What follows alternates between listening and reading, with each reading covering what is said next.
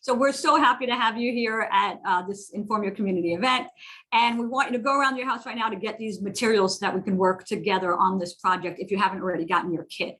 So for the scrap, these materials we want to have, if you don't already have our kit, go ahead and find some scrap fabric. It could be a cloth napkin you want to get rid of. It could be ideally what would work great is if you have a leather bag that we're going to toss anyway, or it has a rip in it. You can use that material. Men's business shirts, button-down shirts, the material on those are usually a bit fray resistant, so those might be good. So any kind of material that's not going to fray is what we're looking for. A velvet, if you have that around, a kind of stiff velvet. So look around and see if you have some material around your house.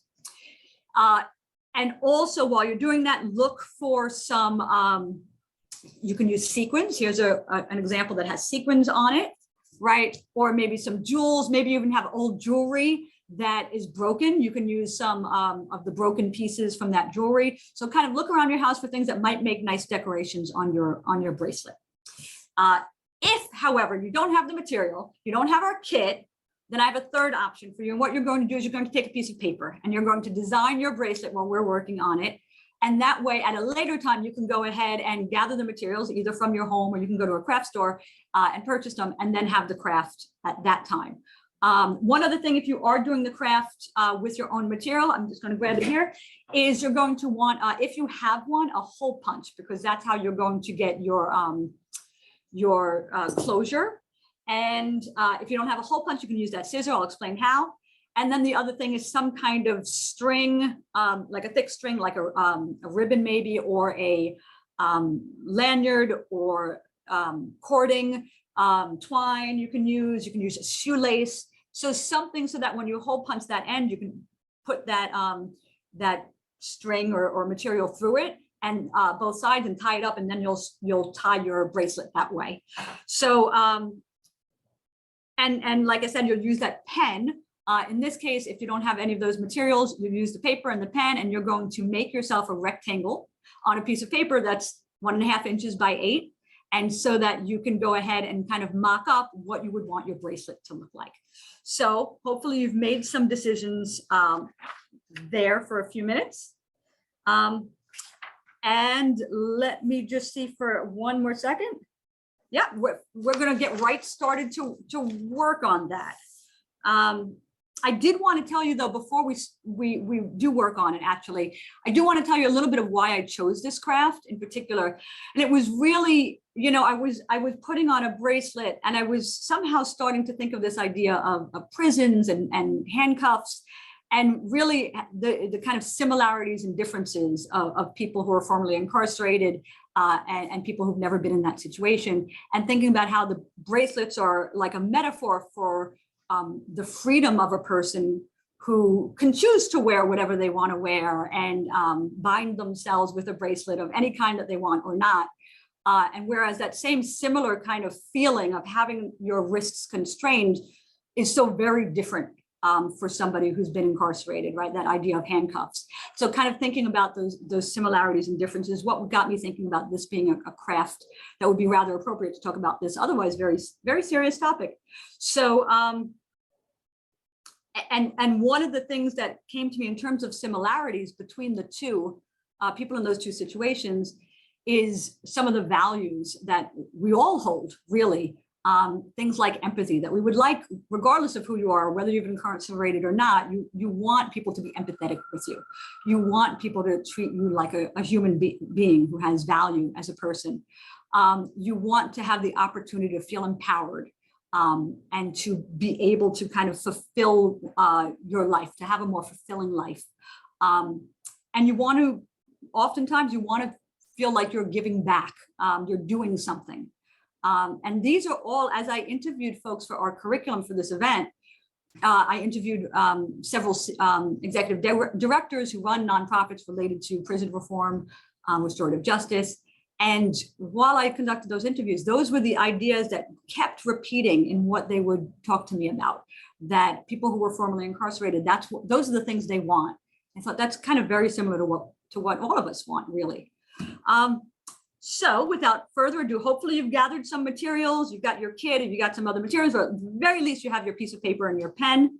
And so we're going to get started with putting on the what will ultimately be the clasp first. And so in that little bag, the smallest little bag that you have in your kit, you're going to see 4 pieces. You're going to pick up 2 pieces that are different. Okay, that's easy. You now should know, you have an idea of where you want your, which holes you're going to use that are in those strips that you have. And you're going to go ahead and take the piece, the metal piece that you have that's got a flat head on it, on the tip. You're going to put it through your desired hole. Okay. From there, you'll see it like that. Once you do that, you're then going to take the other piece, and it takes a little bit of patience because the threading is so thin, you got to get it just in the right spot. You're going to just twist that right on to the other piece that's in the material. Okay. And I love this particular item because look how easy that is to make your clasp. And then what you're going to do to close it once you're done with your bracelet is you're going to go ahead and take your other hole and put it right in. That's how you're going to close your clasp. I also want to mention, by the way, as we're doing this, that please do consider putting any questions you have, either about the content related to restorative justice or about your questions about the craft, if I'm going too fast, if you needed some clarification about something, or you wanted me to repeat something, go ahead and you can put those questions in the chat. If you can, send those questions to Tyler or to everyone, Tyler LaCaruba, or to everyone. Either way, that's fine. We'll find that and we'll be able to answer those questions for you. So while you folks are kind of putting on your clasp that you're going to be using, doing that metal piece and deciding your size, why don't we find out more about our topic for today? And perhaps, Robbie, you can tell us a little bit about restorative justice. Yeah, gladly. So I think we missed the recording in the beginning. So I just want to repeat our website, informyourcommunity.org. And at the bottom there, where you can find our social links. You can donate. Since we're a nonprofit organization, we would love your donations to help future events. And what else? And I will say that I use he, him pronouns, and Stacy uses she, her pronouns. And so yeah, restorative justice is the topic today. Super important topic that affects all of us. That I don't think a lot of people know about. I'm still learning. I think we're all learning still about this topic.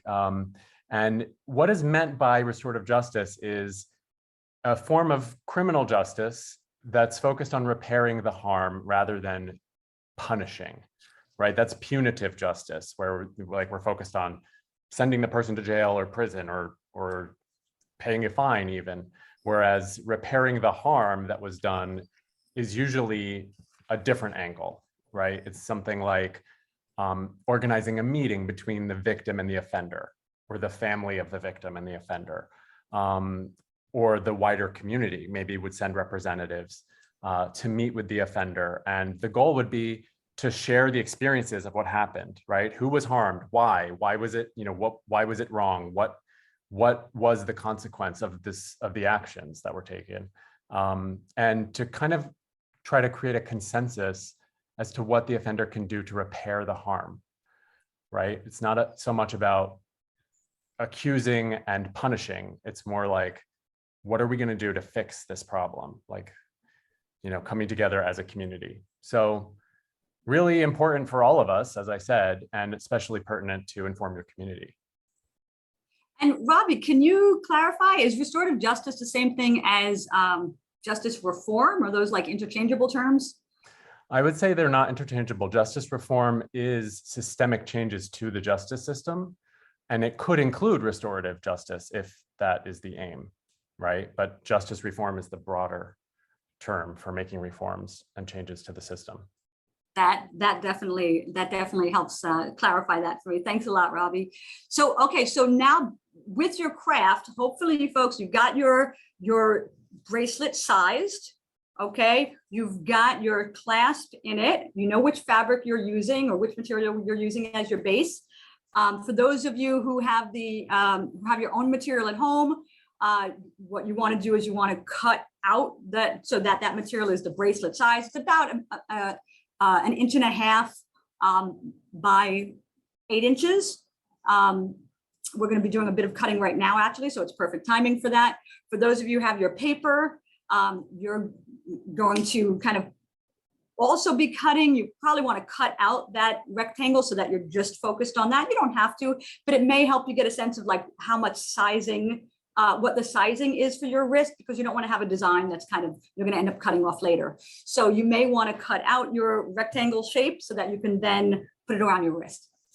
For those of you who do have the kit, you're going to be doing some cutting too, but I have to ask you before you start cutting, please listen to all 3 options. Very important. Please listen to all 3 options. So the first thing you may want to cut is if you're like me and you use the second hole in for your, I'm going to keep calling this a clasp. I'm sure there's a more technical word, but we'll call this a clasp. For your clasp, you may want to get rid of that other hole. That doesn't look so pretty, right? So what you can do is you can take pretty much any straight edge, put it along here where you want to cut and cut it. If you want, if you're more comfortable, you don't trust yourself with the scissor freehand, you may want to take a pencil and go ahead and draw the line across the back. If you use a pencil, you can actually, should be able to erase the mark, but use it on the back of the bracelet and you can then cut that. So that way you don't have that extra hole. The leather is very easy to cut. You'd think it'd be tougher, but it's pretty easy to cut. So what I went ahead and did is took off that extra hole since I know I'm not going to need it. Again, don't do that just yet. The second thing you may want to do is you may want to change your width of your bracelet, because maybe you think, wow, this is kind of a wide bracelet. I don't think it's going to look as nice on me. So maybe you want to change the width. You can go ahead and do that same thing. You're going to take a piece of paper or a rigid, something rigid. You're going to go ahead and put it against the bracelet where you want to cut it. So, and then draw that line. There's one catch to that. You want to make sure that you are cutting the bracelet, let's say maybe a 1/4 inch on one side, a 1/4 inch on the other side. What you don't want to do is decide to cut the bracelet 1/2 inch on one side, because then you're going to get your clasp isn't going to be centered anymore. Okay, so that's the second thing you may want to consider. And then the third thing you may want to consider is rounded edges. So you can see the difference here between these 2 bracelets. One's got the rounded edge, one's got the straight edge. Either one's totally fine. It's really just like what your preference is. So if you wanted to get the rounded edge, what you want to do, and you're going to laugh when I say this, is you want to take a cap off of a spice. That is my suggestion. So you may not be in a kitchen where you can do that. You can find something that's kind of got this shape. Sometimes a tape dispenser might have this shape, but look around where you are and see if you can't find some kind of round shape. The diameter should be about an inch and a half, because you want it to be around the same width as the material. Okay. So now those are the 3 options. And the same thing when you do this one, by the way, you're going to do the same thing where you'll put the form on top of the fabric, preferably flat, and draw onto the fabric on the back side where that'll be on your wrist instead of showing people. And you're going to outline that shape. And then you end up cutting it. Okay, so I'm going to go ahead and make mine round. As I'm doing that, you folks can decide, do you want to cut off that extra circle, hole in yours? Do you want to make yours thinner? Do you want to have rounded edges? So those are your 3 questions you're asking yourself right now, and you can go ahead and do that. Of course, if you have any questions as you're doing that, let us know. In the meantime, as you're doing it, and by the way, that goes same thing for those of you who are, if you have the paper craft, you can do the same thing. Decide if you want it rounded, you can use that same type of thing to make a rounded edge. So I've made it here. I'm going to have to just make it a little, there's like a little point on the end. I'm going to just cut that off just to make it a little bit slightly more rounded.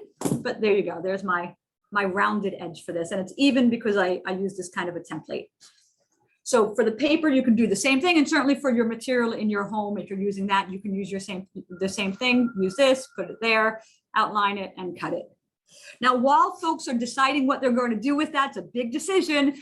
Maybe we can talk more for a few minutes. I talked a bit already about why we chose this craft. I wonder, Robbie, if you had anything that you wanted to add about, I talked about empathy and those things that we have in common. How do we get to that? What do we do to get us to that point where somebody who's formerly incarcerated can get empathy and get have a fulfilling life after incarceration?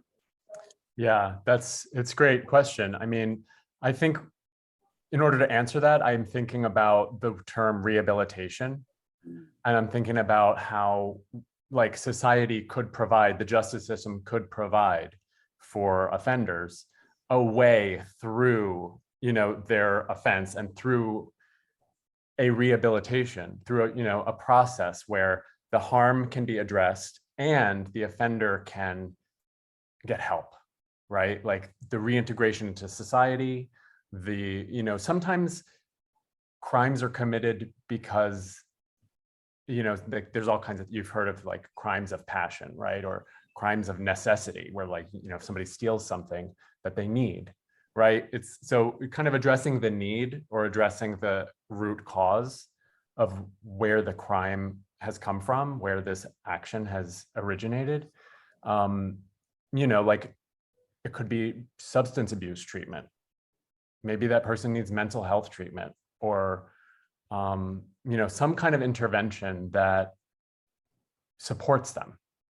And it seems counterintuitive when you're used to a punitive justice system to actually provide something for somebody who's committed an offense.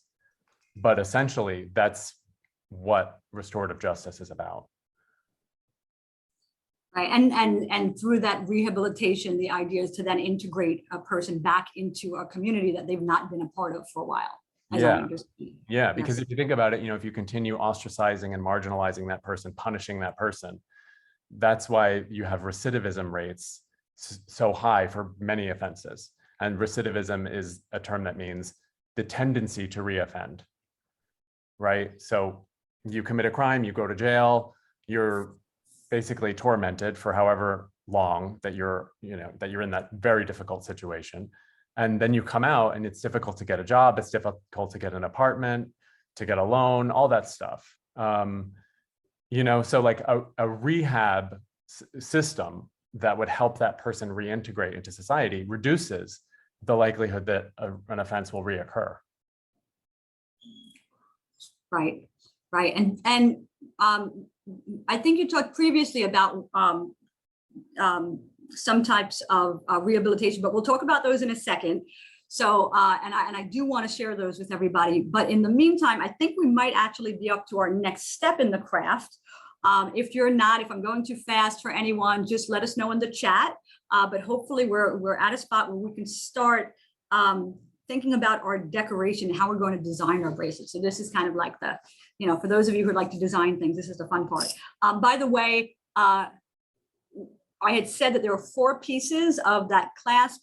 Really, it's 2 sets of the 2 pieces. So you've gone ahead and made one bracelet, but you can really use that other velvet and make a second bracelet because there's a second clasp in there. So you can go ahead and do that now. You can do it at your leisure. Once you know how to do the craft better, you can do that another time. You can have a friend do it or do it yourself, give it to somebody as a gift. So you kind of have a second bonus bracelet in there because you have that craft and plenty of these other supplies.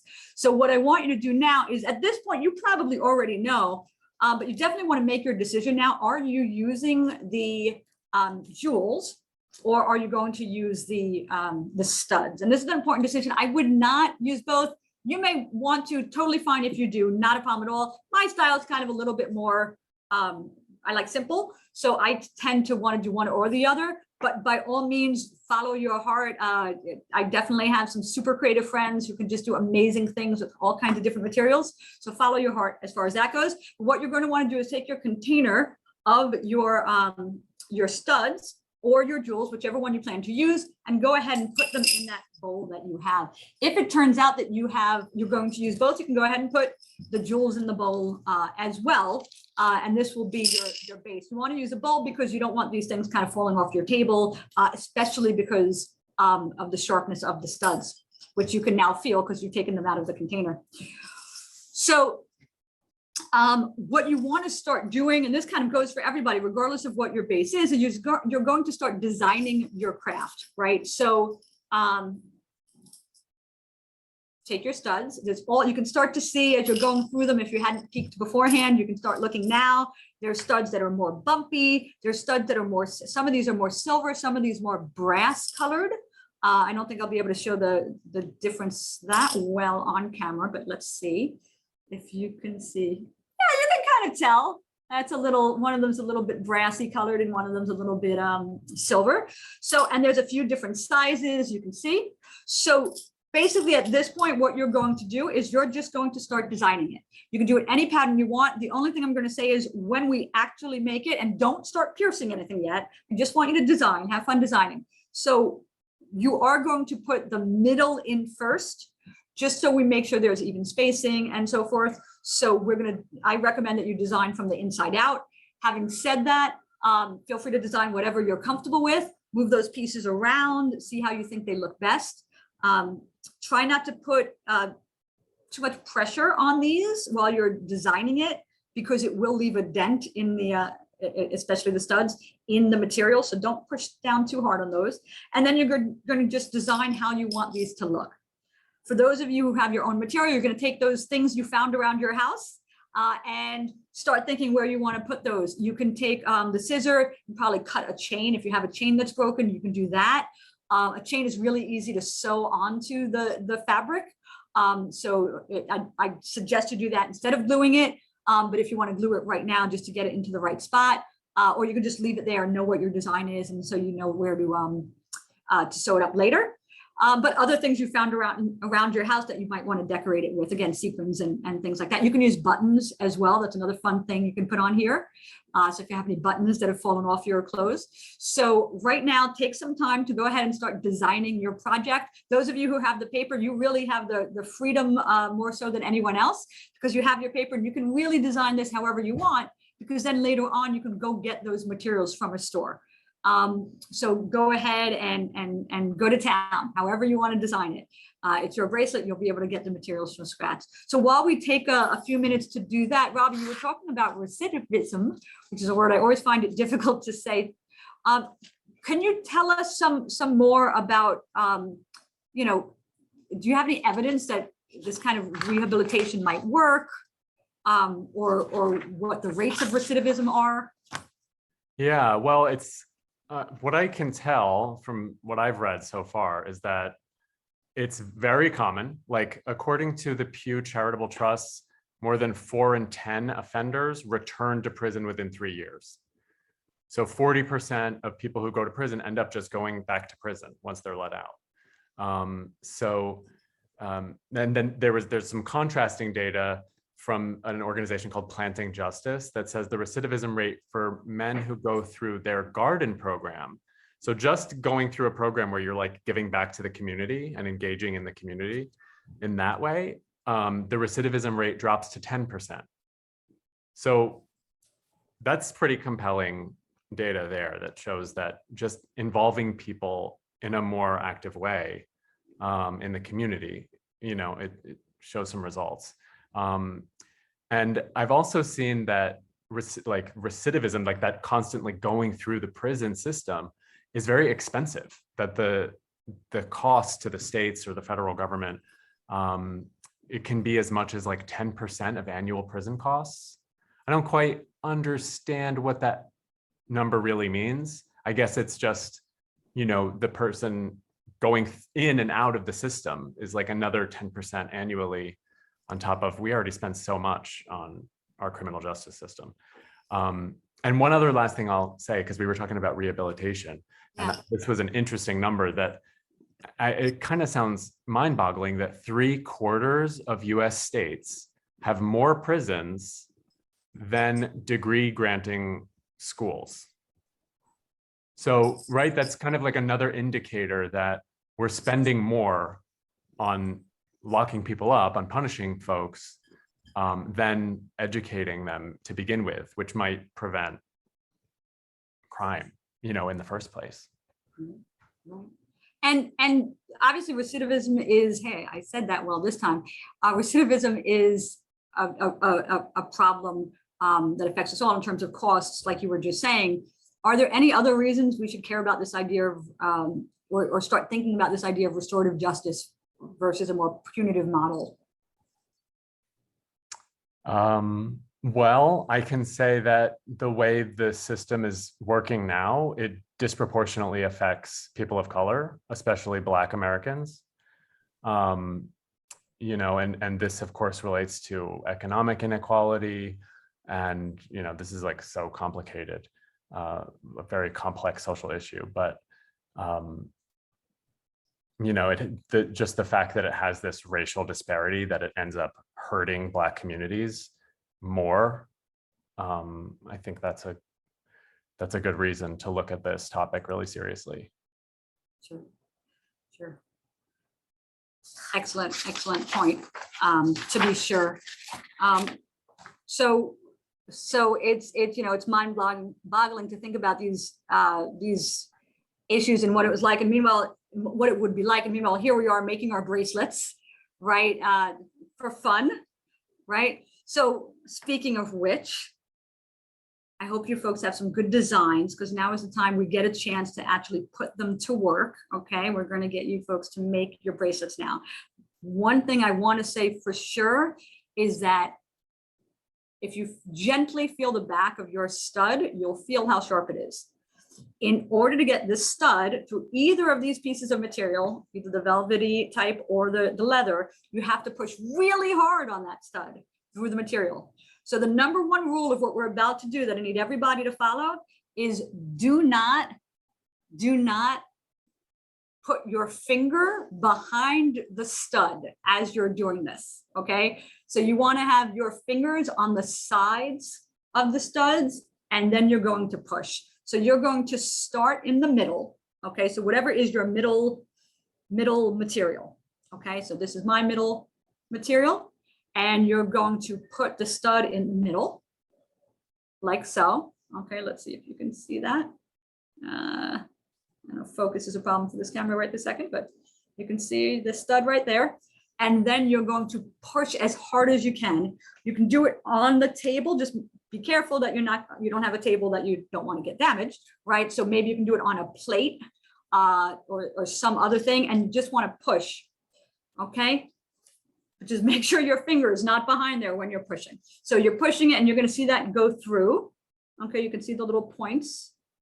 Okay, and this is where your trusty knife comes in. Okay, so you're going to turn your bracelet over and put it flat on whatever table you're working on. And then you're going to take your knife and you're going to push down on each of the prongs that are coming from the back. Now it's hard for me to do it on camera, but I'll try. So you're going to take your knife, and again, make sure it's a butter knife, and you're going to push it against the back of the prong. So there's your prong. I'm going to push it on the back of the prong, and you're going to push in. Okay, and that's how you get those prongs down. Okay, I'm going to do all 4 of these. There you go. You want to push them in as far as possible because it's going to be on your wrist and you don't want it to be painful. That's the whole point of us doing this for fun, is we don't want to feel the pain from it. So make sure that you're pushing down. If you push down too much, you may get it buckled up a little bit, so you can kind of stretch out the material a little, and that'll loosen that up again. And I'll do my last prong. Robbie, I bet you're wishing that I had sent you one of these kits, aren't you? I'm really missing out right now, but you can send me one, right? I can still send you one. I'll get you one. Just for you. I'll get you one. So So you've got your first piece. I said that was in the middle. It's so not in the middle. I don't know what I was thinking. That's a little bit off to the side there, but try to get it into the middle as much as you want. And then you're just going to keep doing that. Do that as much as possible. While we're doing that, I wonder, Robbie, is anybody putting anything in the chat? Do we have any, or Tyler, I should say, anybody have any questions about what we're doing, about the craft? Anybody need me to repeat anything? I'll give you a chance to check that out. Yeah, Robbie, go ahead. How did you decide on your design? Oh, that's such a good question. So I decided, I kind of had this vision of polka dots, like different size polka dot, almost like bubbles, you know? So I'm doing, on my design, I'm going to do different size. I like the flatter ones rather than the pointy ones. So I'm doing the flatter ones on top, and then I'm doing it just kind of, so it's going to be like maybe just 5 across. Doesn't have to be a lot. So I'm doing 5 like in different sizes across mine. That's what I was thinking. But here's another version. This, they put it around the edge. Obviously, if you wanted to cut yours later to make it thinner, you don't want to put it around the edge, because then you'll end up having to throw it out because all the studs will be in the wrong place. Once you do put a stud in, you really don't want to correct that, because you will have that hole in there. So you kind of want to get it right that first time. And then you just keep doing that. For those of you who have your own material, again, you can use, you can sew it in later, or you can use the glue to glue down your materials. If you are using the jewels, I think they particularly look great on the black velvet, because they're kind of red. And there's some clear ones as well. So if you're using those, all you're going to do is just take your glue and glue it right on. Okay, just don't use too much glue. I would say that is key, because what you're going to have to do is press down. And once you press down, and I'm going to show you on purpose what will happen. Once you press down, if you have, can you see it? If you have too much glue, you're going to find that that glue comes out. And you really don't want to see that. It'll dry. You'll be able to see it on a fabric and on the leather as well. So if you're doing the jewels and you're using the glue, you want to use less is more on the glue. And same thing for if you're using your own materials at home, less is more. And then you can do it so you can kind of see the difference on these two. Whoop, that one just fell off because I didn't let it dry. But on this one, you can see it's not, there's no glue showing, whereas the other one had the glue showing. So lesson learned here is also keep it flat. Don't try to hold it up to a camera like I just did while it's wet if you're using the glue.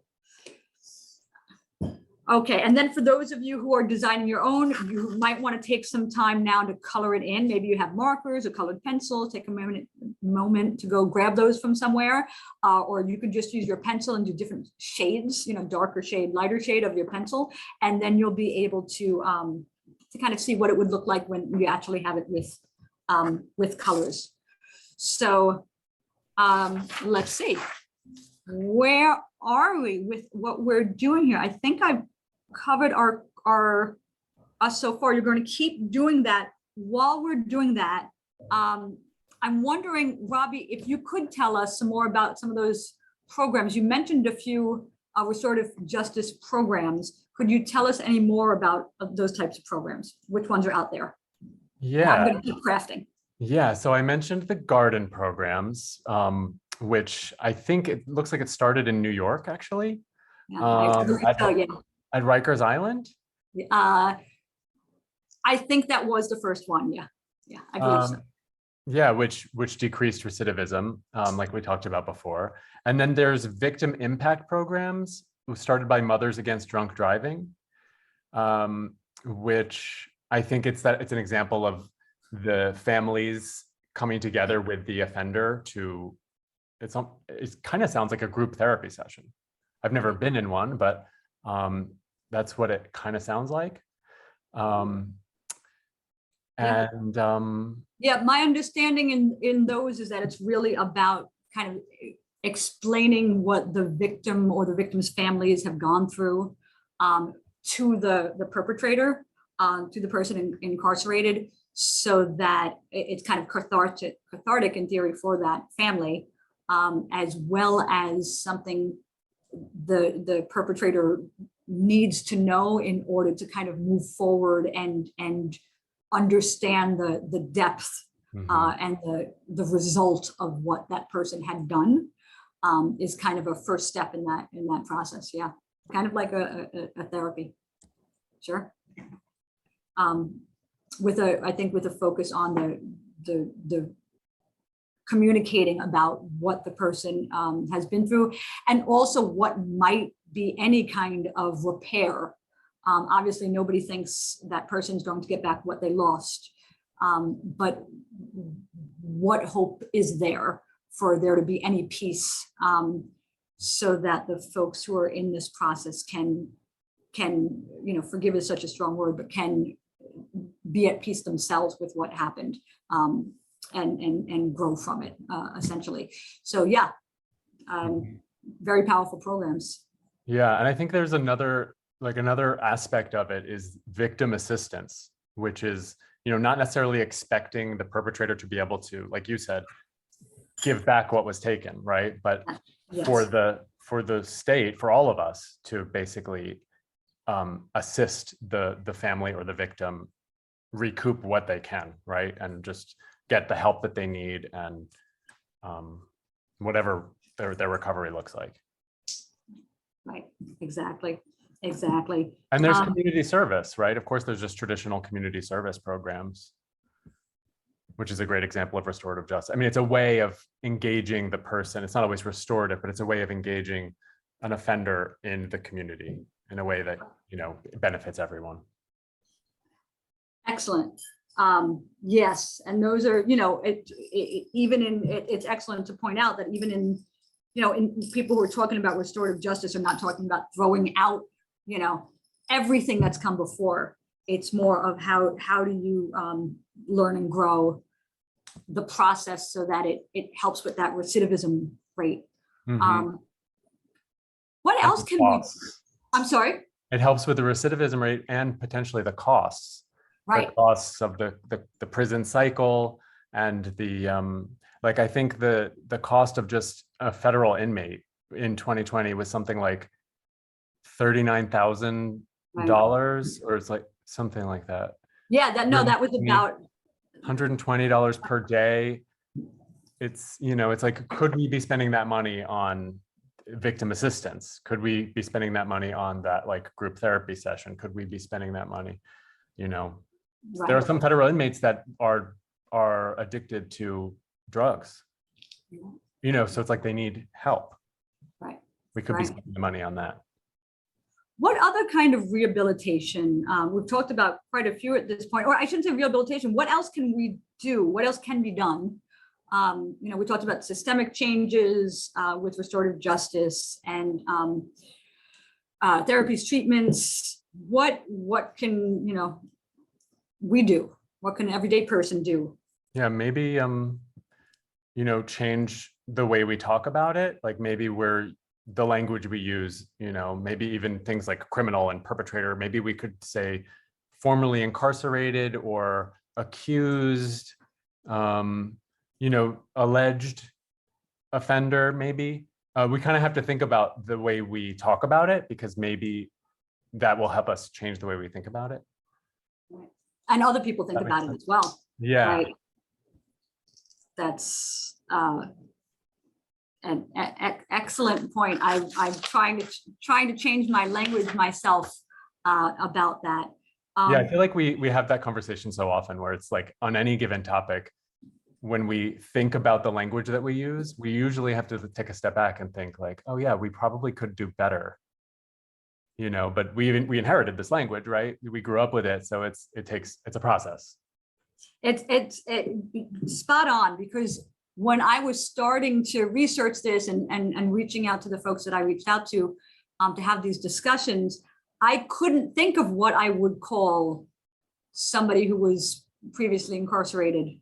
I was like convicts, I had all these terms that I was like, oh yeah, that's what you call that person. Mm-hmm. And the more I researched it, the more I realized like, wow, that's the, people would say like the not politically correct thing to say, but it's also the not person-based way. If you set aside political correctness and just think about it from that angle, all of us wanted to be treated as people, but using that language is focusing on the crime as opposed to focusing on the person. So I was kind of, also adapting my language, trying to, it's a process. We all try have the process.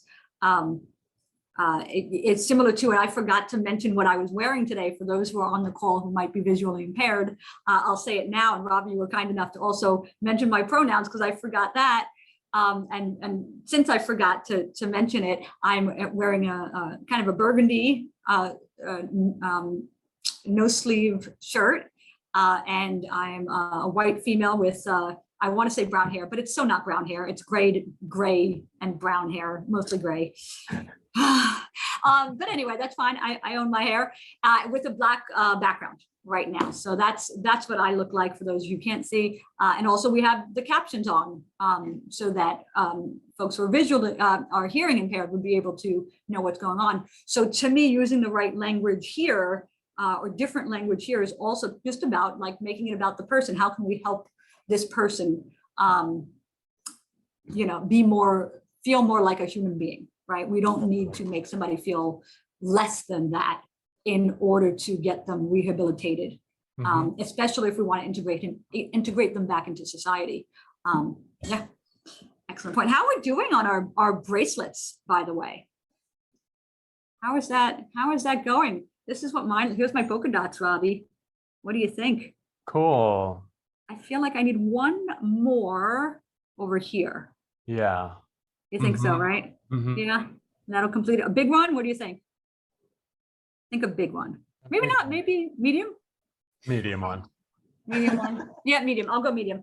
So let's hope I have some more medium.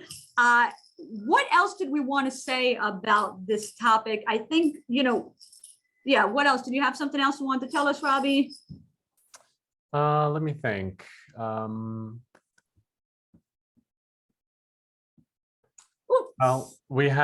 talked about the costs. What about the number of people incarcerated? I think, well, this is actually only for, I'm looking at a statistic for private prisons.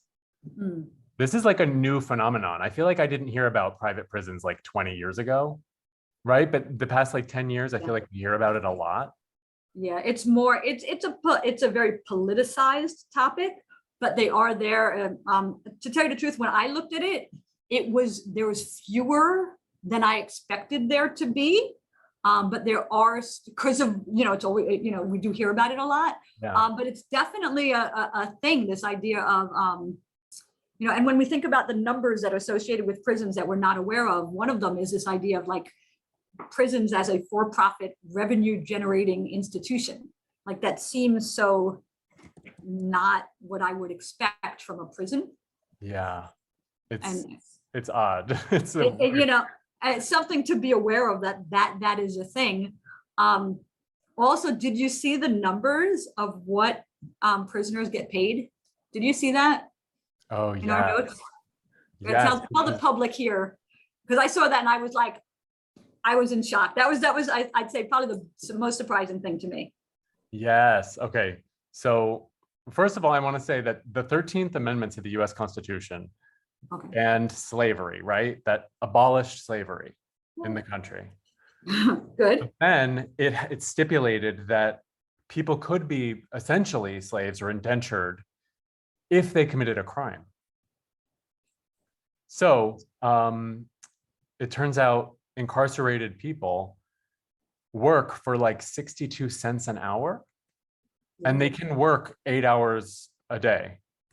Yeah. There's probably a law constraining the prisons to only 8 hours a day of work, but 62 cents an hour they get paid for doing labor. And that was the average. So there's definitely places that do more, pay less, but I was really shocked by that statistic. That one surprised me. That one got me. But then I hear positive things, like, I don't know, just in the news this month, I don't know if you heard about it, is that Mark Zuckerberg, did you hear about this? And his wife, Priscilla Chan? Oh, yeah. Did you hear? Yeah. You want me to tell him? Okay. I can tell him. You want me to tell him? Yeah, you do it. Okay, I was pleasantly surprised about this. So apparently Mark Zuckerberg and his wife Priscilla Chan have a foundation called the Chan Zuckerberg Foundation, and they've committed to $350 million for basically prison reform, criminal justice reform, which is immense. And I think this was just announced this month. They're also kind of having an offshoot of their, I don't really know what the official relationship is, but they've created another entity to do this called the Just Trust. That is going to be helping with, dedicated to helping with justice reform. So there are some positive numbers. I certainly didn't want us to end off on the note of that, 62 cents an hour statistic, but seeing the positive numbers of this. And, by the way, I have to admit, I didn't put this in my notes, but I meant to, and I'm going to get us depressed again, but then we'll talk about Amal Clooney, sorry, but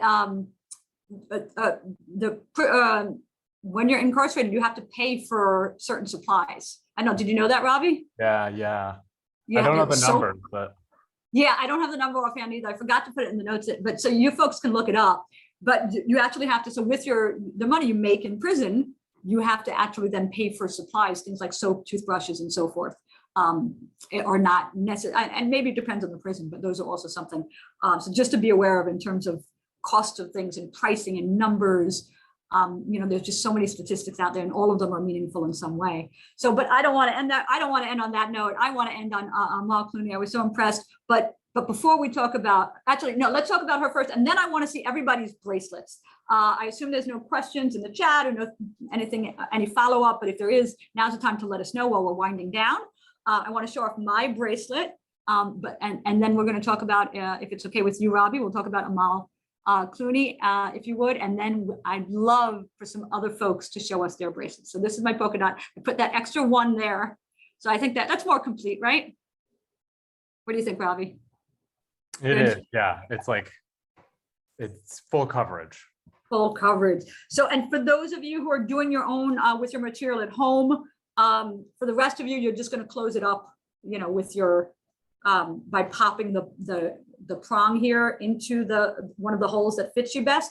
That first time you do it, it's going to be hard, but after that, it'll be much, much easier. You don't want to pop it in, pop it out, pop it in and pop it out too much, because the leather will stretch, could feasibly stretch so that it no longer holds this. So you don't want to kind of abuse the hole in your bracelet. Those of you who are using your own material, you're going to want to use your hole punch. Mine is smaller, but you can use a regular hole punch. And then what you're going to do is you're going to get cording like this.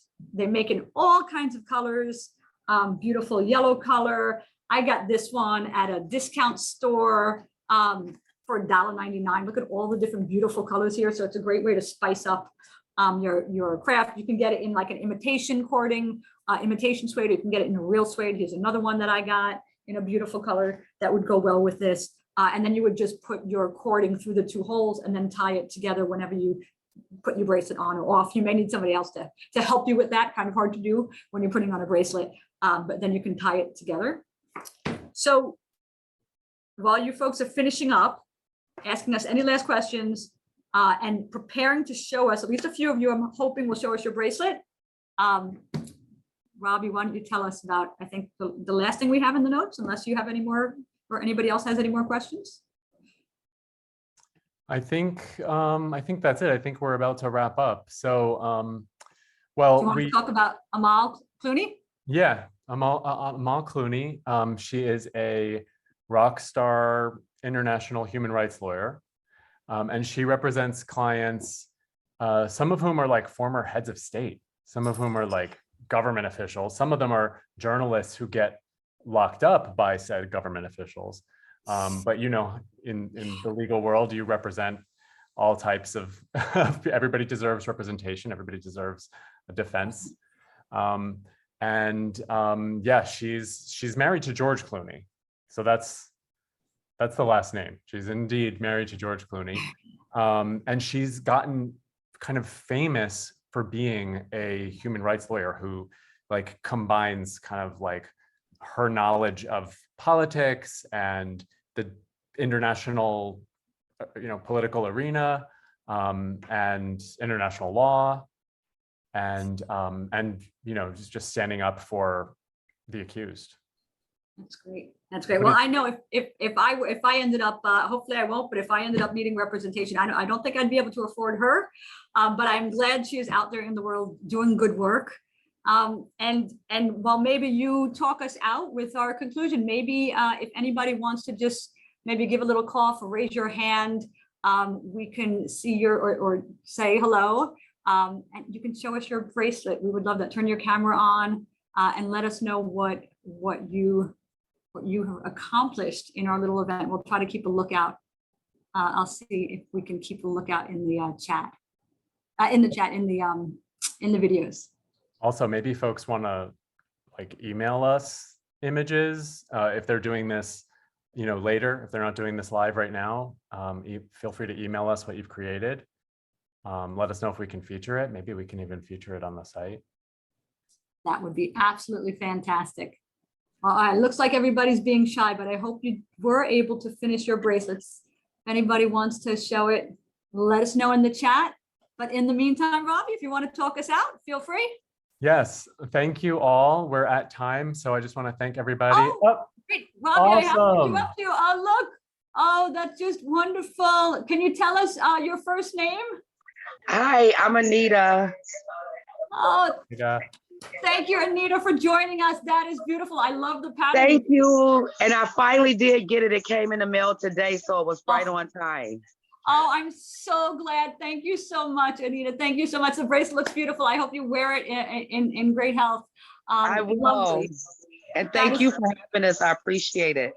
Thank you for coming. That's fantastic. Okay, if anybody else, oh wait, it looks like Gwen-Setta wants to show us hers. No, I was just sharing her on. Oh, I'm so sorry. Okay, thank you so much.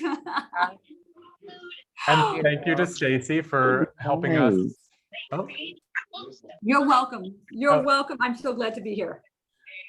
You rock. You're so good at explaining these things. So we are going to also send out our infographic on restorative justice so that you guys can, hi Terrence, awesome. Terrence got one that he made from materials around him. I love it. That is some improvising right there. Thank you, Terrence. That's fantastic. Okay, let's wrap us up. All right. So we encourage you to share our infographic, which we will send out after we conclude, which has lots of interesting information on it about restorative justice. Additionally, please consider committing to one additional restorative justice friendly action each week. You know, like check your language, or when somebody else uses a stereotype, check it, you know. We are a 501c3 nonprofit. Please consider giving us a donation so we can continue our good work. That's on the website, informyourcommunity.org. And check out our other events. We have other crafting events. We have movie nights. We have networking events. So we hope to see you next time.